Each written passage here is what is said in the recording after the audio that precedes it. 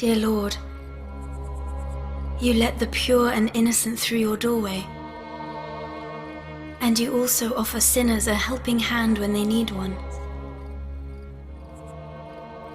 O Lord of the righteous and evildoers, the righteous never stop needing your grace and your love, and the evildoers, they can always hope to benefit from your mercy. So please give me a heart that is capable of loving all people, whether they are good or bad in our eyes, except those who have enmity towards you. For I cannot love them for denying you. Dear God, I am in need. I ask you for your affection and your mercy. Please help me understand and be good to the poor and the needy.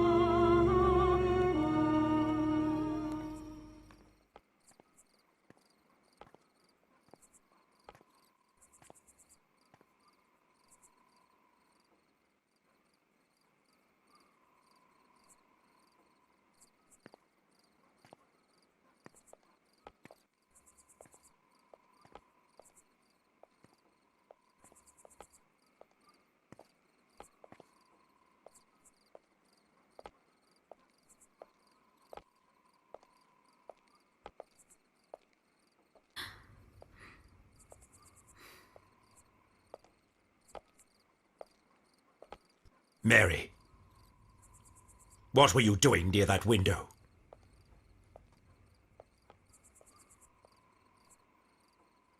Let me guess, did you go there to visit your devotees again? The people who have pinned their last hopes on the temple's saintly girl? You've endeared yourself to these helpless people by feigning innocence and by being a boastful hypocrite, but you can't deceive people like me, no matter how hard you might try. I won't be tricked by the girl who wants to bring us down. Do you think all the rabbis of this temple and the elders of the Israelites will be blinded by your sorcery and your lies? Do you think they will be deceived by your seemingly innocent demeanor and your smiles? No, it is obvious that you still don't know us. Your tiny little brain is still incapable of understanding us Jewish scholars. What enmity do you have towards us? What grudges does Imran's daughters harbor against us? None. I don't hold any grudges in my heart. You're lying. Lies! Pretense! Look at me, girl!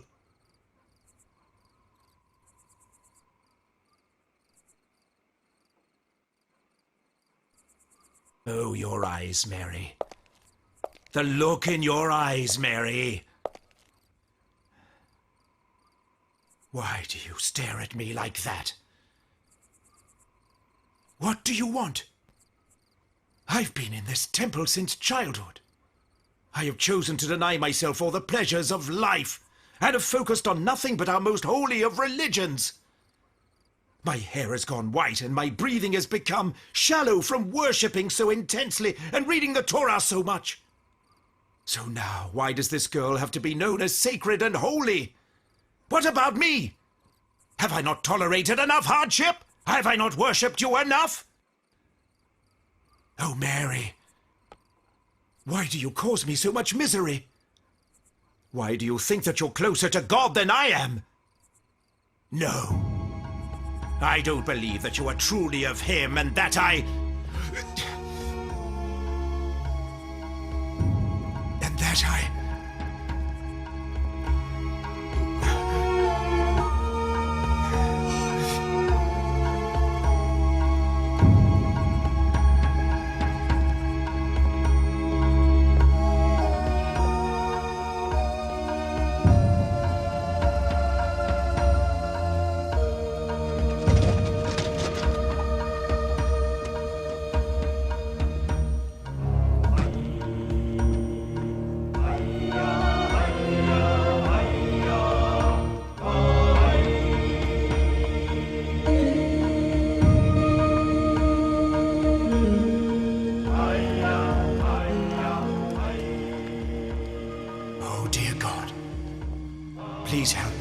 this girl whose lies and sorcery are destroying our religion, and who has caused me misery.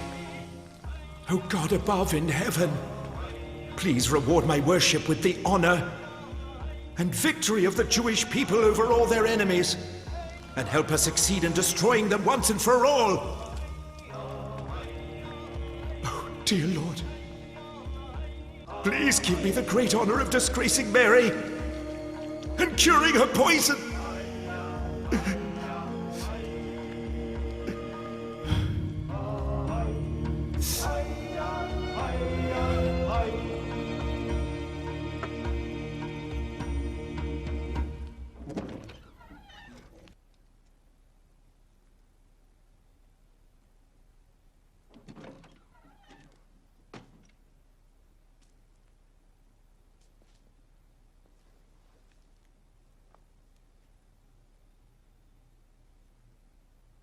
Dear God, please forgive your humble servant for any hurt she has caused, and let no one be pained by her, and bestow your grace upon mankind.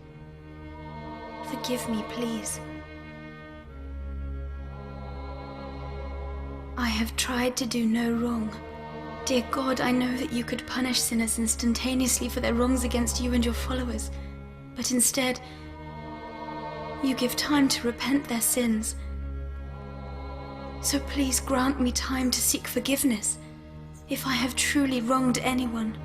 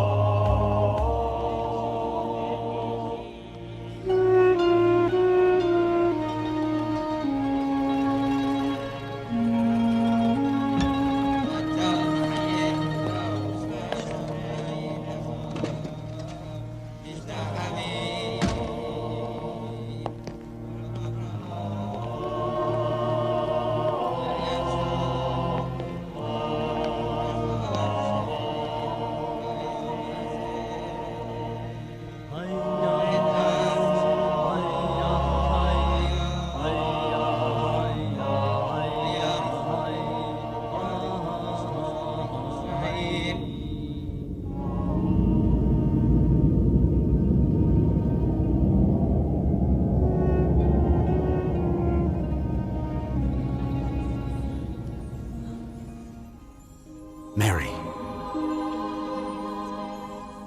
Mary.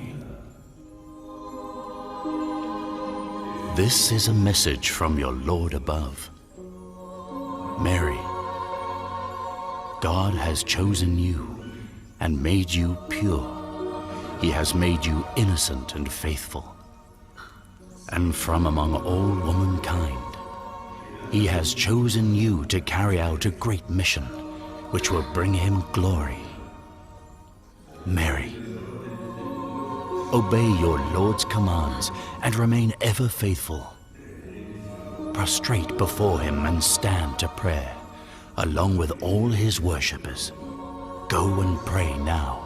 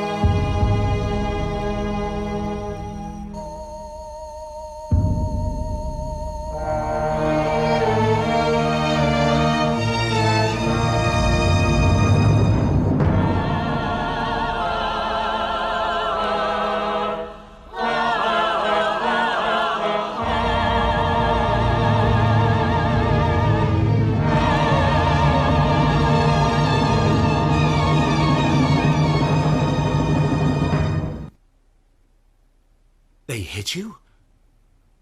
Oh, my lord, I can't believe they would do that. Didn't I always tell you not to ever go to Quds? Women are forbidden from even looking at it, Mary. And you go and pass through the door and just enter the main building? Why, Mary? Why? Don't you know the laws of the temple by now? I did not want this myself, Grandfather. But I was commanded to do it. Commanded? Commanded by whom? A voice. The voice said, God has chosen you, Mary. It called me by name.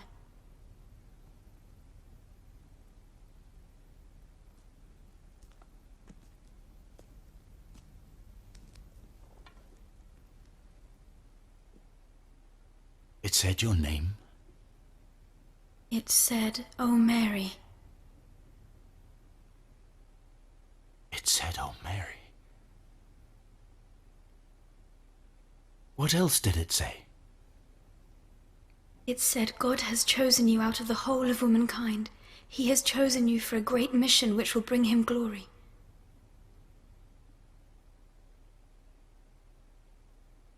A great mission which will bring him glory. The voice said to obey my Lord, and to prostrate before him and to pray to him, to pray alongside the worshippers, to pray at the temple.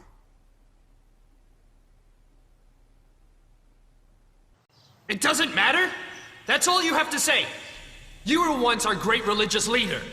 And now you say what she did doesn't matter. That's right. If what she did doesn't matter, then you might as well tell Mary to come and lead our prayer sessions as well, for goodness sake. Yes, we have now reached a point where a girl has the audacity to enter Quds. How dare she defy the temple rules? What has the world come to, rabbis?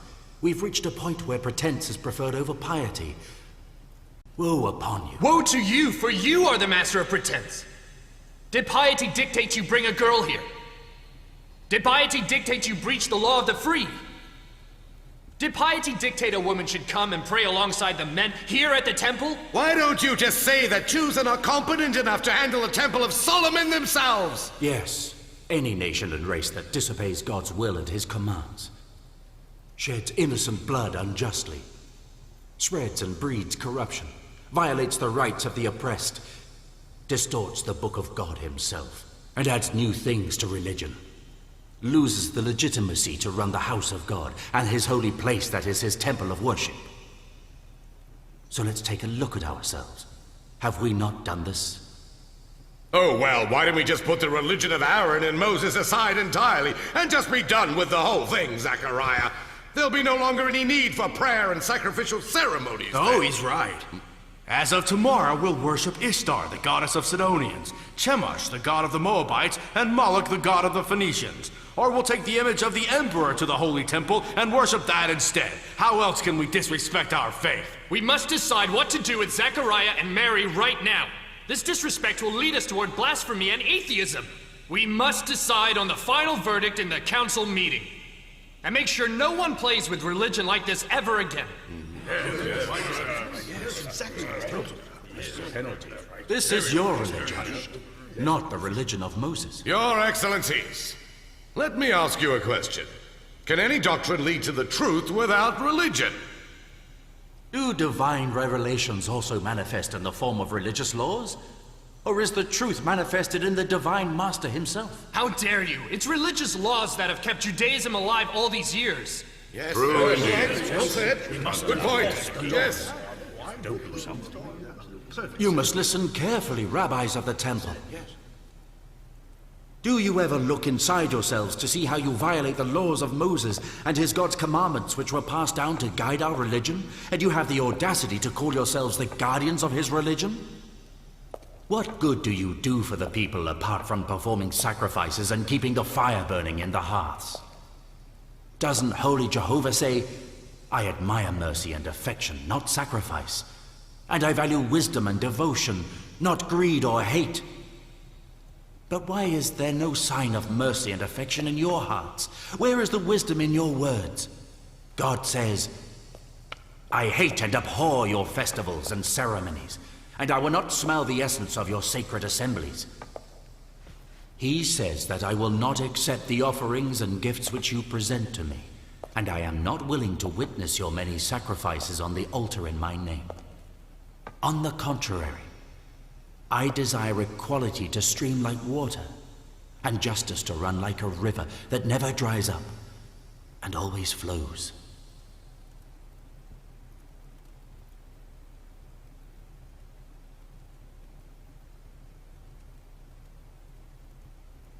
During the 40 years that you spent in the desert wandering, did you ever bring me sacrifices or other gifts or perform religious rituals? Never. We should act as role models for the Jewish people, but instead we've preoccupied ourselves with sacrificial ceremonies and other religious rituals which have many advantages. But advantages for only us.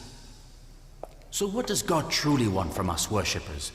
Have you not read the part in the Holy Book where he says, "The fasting and worship that I admire is to cut the chains of justice and to untie the ropes of oppression. Give the people freedom and bring them faith and mercy. Have love in your hearts. Free the oppressed and give the outcast a place in your homes. Clothe the unclothed and share your wealth. Share your bread with the hungry and help your relatives." You have all read these words in the book of Prophet Isaiah.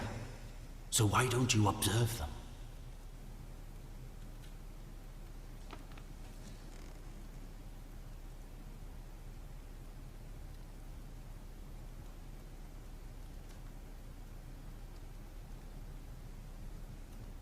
Zakaria has recited some useful verses from the Torah for us today, and from our hearts we thank him for that lovely speech. Now I too have some questions about Mary's presence in the temple, especially in Quds, which I hope he will reply to honestly and without hesitation. Do you agree, Zakaria, that whenever the Israelites are mentioned in the Holy Book, they are referred to as the sons of Israel and never as the daughters of Israel? Is it true? If you are referring to their race and tribes which are known by their fathers, then yes, but... Do you accept that the value of a virgin girl for us is the amount that her father receives when he basically sells his daughter to her husband, and her husband has the right of complete ownership and authority over her for life? Perhaps that's true for you, yes, but for God... You should know as well as anyone that a man is allowed to have as many wives as his wealth allows. And he can purchase a maid or bedfellow from the bazaar. Yes, but to what extent? And you know better than anyone else that women are forbidden from entering the courtyard of the rabbis. Also, that whoever enters the court will face the death penalty. You know that not only are women forbidden from attending the sacrificial ceremonies and rituals, they are forbidden to enter Quds and to go into the holy temple. That is the rule and always has been the rule, has it not? Now my question is this. Are you wholly aware of the limitations that the Jewish faith has imposed on women, or do you deny them? I'm aware. The very customs that you decide to uphold and cling to are what creates these limitations for women. But the true religion of Moses has great respect for women, in fact for everyone. You know better yourself. A man's personality is shaped by his upbringing. So you're aware of these limitations, Zakaria? Did you ask Mary to attend the prayer ceremony and enter the holy temple? No. I didn't give her permission to do that.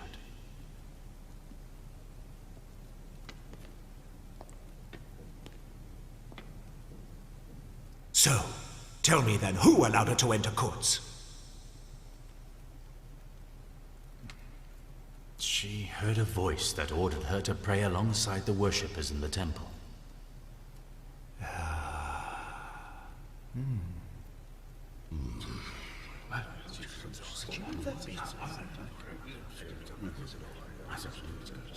Oh, so she heard a voice. Whose voice was it?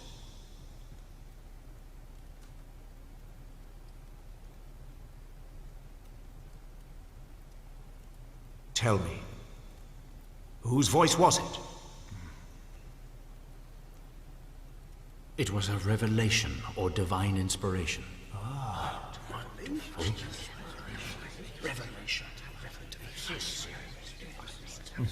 Revelation. Revelation.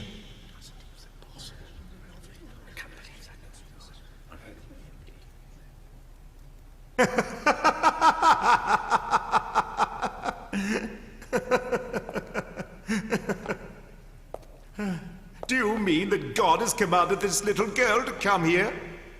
Yes. You mean God has given this little girl a divine order? Yes. Yes. Yes. Oh, my dear Lord! Do you realize what you're saying? What exactly are you saying, Zakaria? You had better provide proof of your claims so that we can explain exactly what has happened to the Jewish people in their most holy of temples. Wait a minute, Afranim.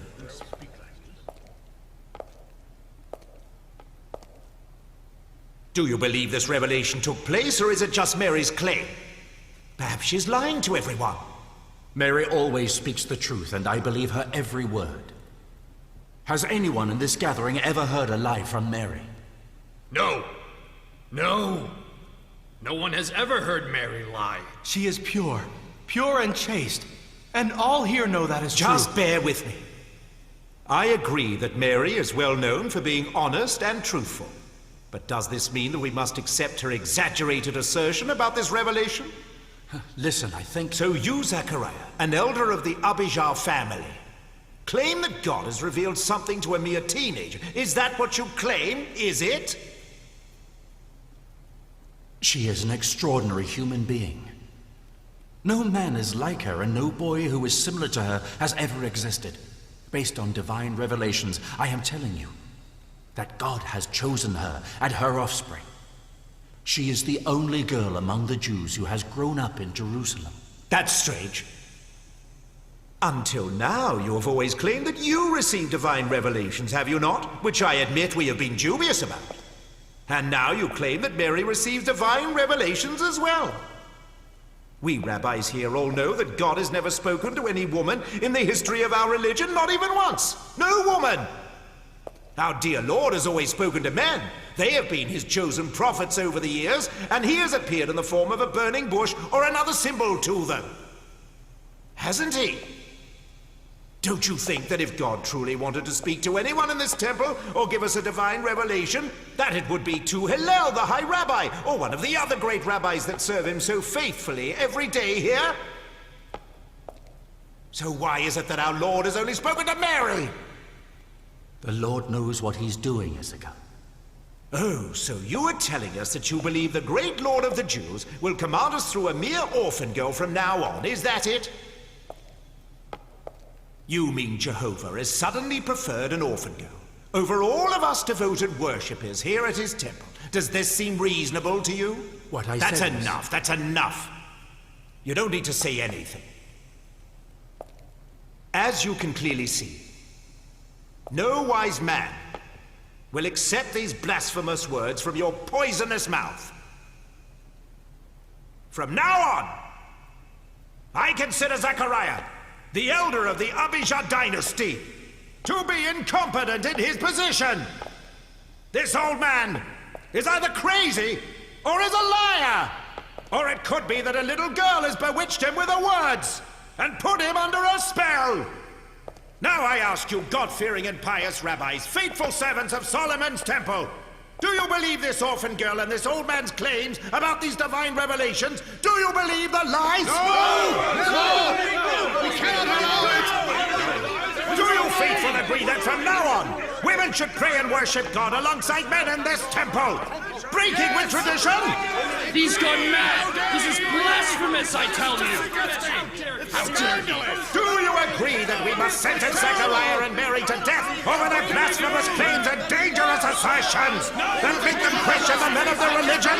Should we sentence them to death for trying to tear this great religion apart? That's right, they must be punished! They must! Blasphemy cannot be allowed, I tell you, no! No way! Punish them! That's right! He deserves to be punished for his lies! They must die for their actions! I tell you, they must die! I tell you! The only way they must be punished for their blasphemy, I say! Calm down! Complete blasphemy! Calm down, rabbis! Do not overreact now. This is a very heavy sentence. It must be deliberated further before passing. We will come to a decision on this matter in the next session of the council meeting. It is being decided. This meeting is over. Your Honor, Hillel.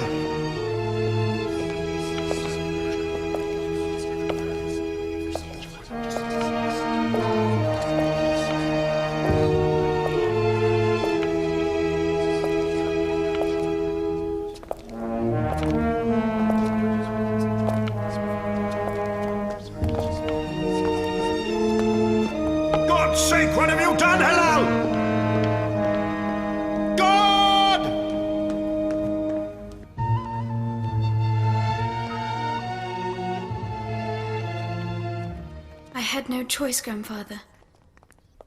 It was a divine command. But the rabbis of the temple are in truth far from worshipping the Lord. So how come you were ordered to pray with these people? When I entered the Quds and stood to pray behind the rabbis in our Lord's holy temple, everything that I needed to know was unveiled before my eyes. Grandfather, I saw angels standing in rows. I know they were waiting for me to enter so they could start their ceremony. Their beauty was breathtaking. They all circled around me to welcome me. All of a sudden, the atmosphere was filled with a wonderful fragrance. A stunning bright light came from the right-hand side of Quds. And that was when I heard it. That's when I heard a voice coming from the light. It called out my name. Along with the name of 3 other women, that voice was so beautiful. Oh, Grandfather, the way it said those names. One of the names the angels uttered with reverence was so beautiful that hearing it made me tremble with such joy inside my body. I almost wept. Suddenly, my entire being was overflowing with love for this woman. I was so fulfilled by the source of this love that the angels standing around me spontaneously bowed before me. They actually bowed before me, Grandfather. Can you imagine it? Before me.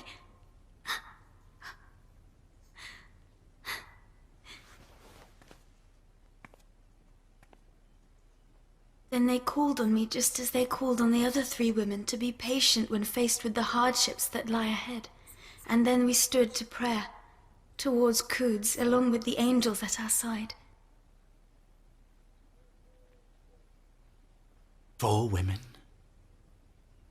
You are our Lord's 4 chosen women of the universe. And that woman.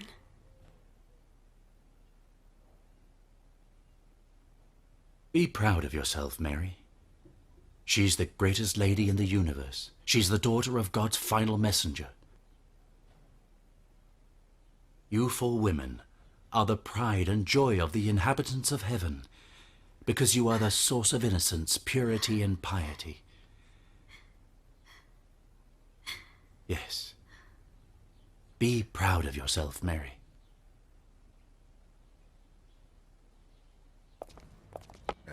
I'm not sure. Perhaps try up there.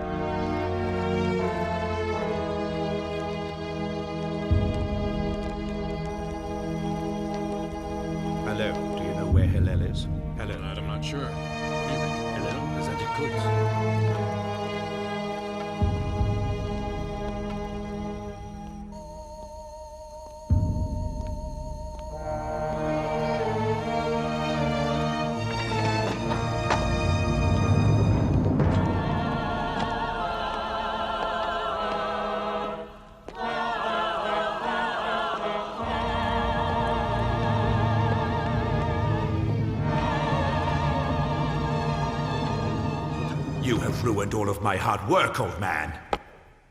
I had him at the brink of death in front of every one of the rabbis. Why did you interfere?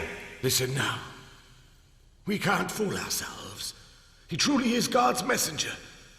Issachar, be fearful of God. I, for one, know that you're not worried about our religion. You've surrendered to your baser instincts. My problem is your incompetency. My problem is you ignoring the future of the Jewish people. Yesterday it was Imran. Today it's Zakaria. Tomorrow it'll probably be Mary. Oh, God! Save your chosen people from this poison! Why are you shouting, Issachar? Listen to me. The Jewish people are the most superior race on this earth. All the world's politics and wealth must be under our people's sole control. I will destroy anyone who tried to prevent that from happening. Be he a prophet or anyone else. That's my final word. I swear I will not let anyone get in my way. Do you understand?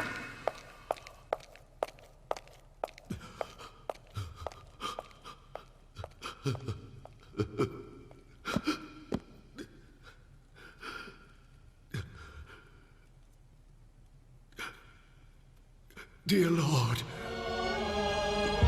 was this the path and custom of Moses' religion?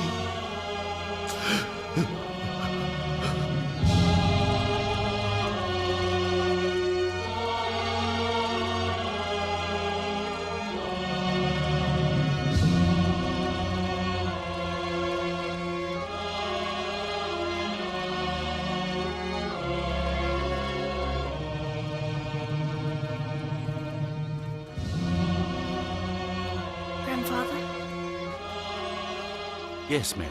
I know that I'm causing you trouble, Grandfather. What's going to happen? I don't know. Zakaria!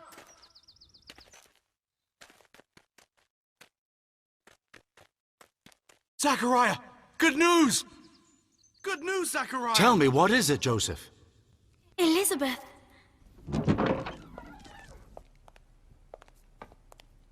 Elizabeth. Come and see him. It's John. Our dear baby John.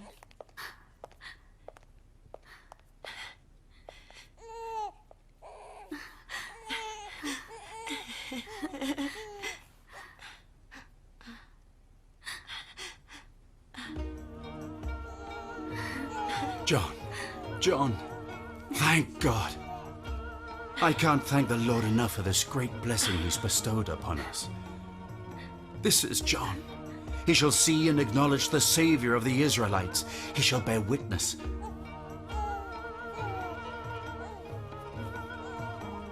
Oh, his face is so beautiful and familiar. I feel like I've known him for years.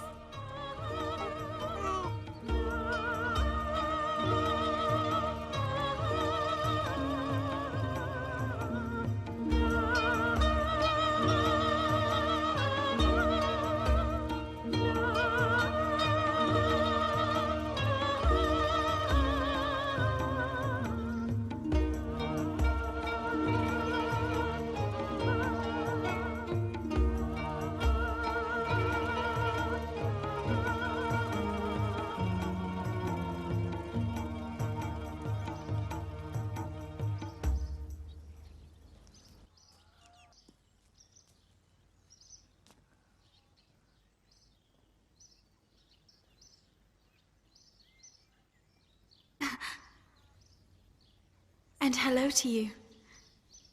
You're so beautiful.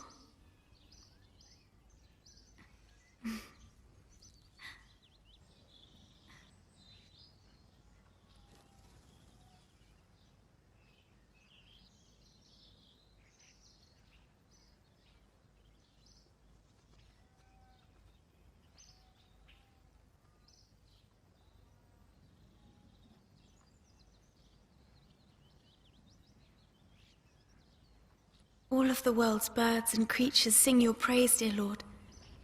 So I beg you to let me do the same as well.